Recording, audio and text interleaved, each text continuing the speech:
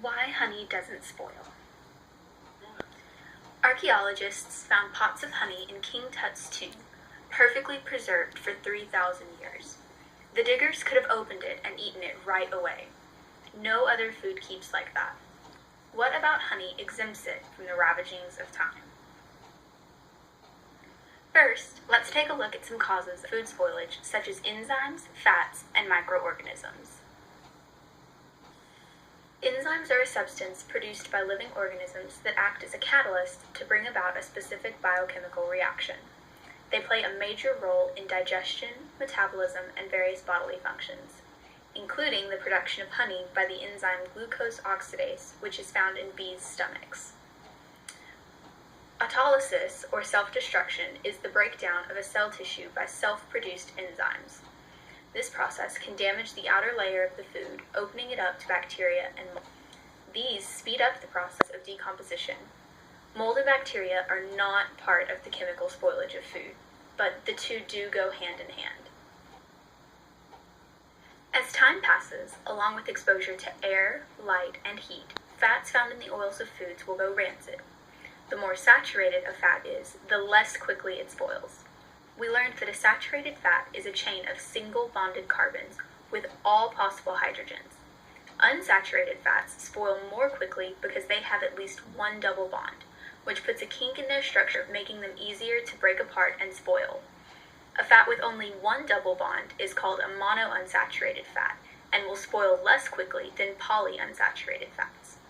Keep in mind that honey doesn't have any fats, and so it won't go rancid.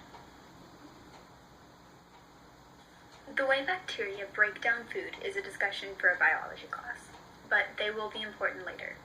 For now, just notice that they are very slow and made mostly of water. So, why don't any of these processes affect honey the same way they do other foods? I mean, few raw foods can be stored indefinitely, even with a proper seal. Dry rice, sugar, and salt are just about it. But you can't eat dry rice, and salt and sugar are used mainly as ingredients. Honey stands alone. What makes honey special? Honey is all sugar. Monosaccharides, disaccharides, and even a few oligosaccharides. Mostly fructose and glucose, but the particular sugars depend on the type of bee that harvested the nectar and what from. Sugars don't have any water of their own, but they readily absorb it. This property is called hygroscopicity. It's possible because of the hydroxide groups on the sugars. They create hydrogen bonds with the water molecules. Honey is also acidic with a pH of about 3 to 4.5. Alright, what does that mean and why doesn't honey spoil?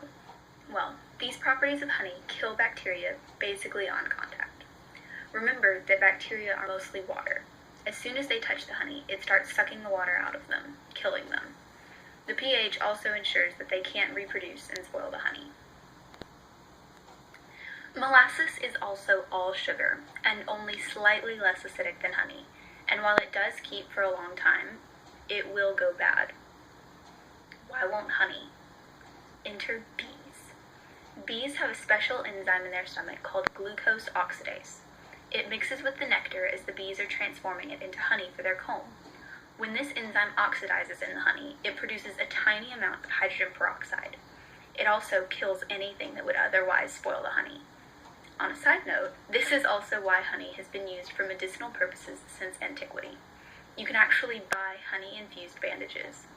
The honey sucks water out of the wound because it's hygroscopic, and sterilizes the wound with its acidity and hydrogen peroxide, which keeps the wound from festering. Okay, quick recap. Honey doesn't spoil because it is hygroscopic, meaning it readily absorbs water, which is why the seal on it is so important.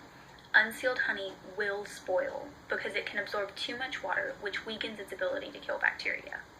Honey can kill bacteria because it's acidic with a pH of around 3 to 4.5, and the enzyme glucose oxidase from bees' stomachs produces hydrogen peroxide to help keep microorganisms away.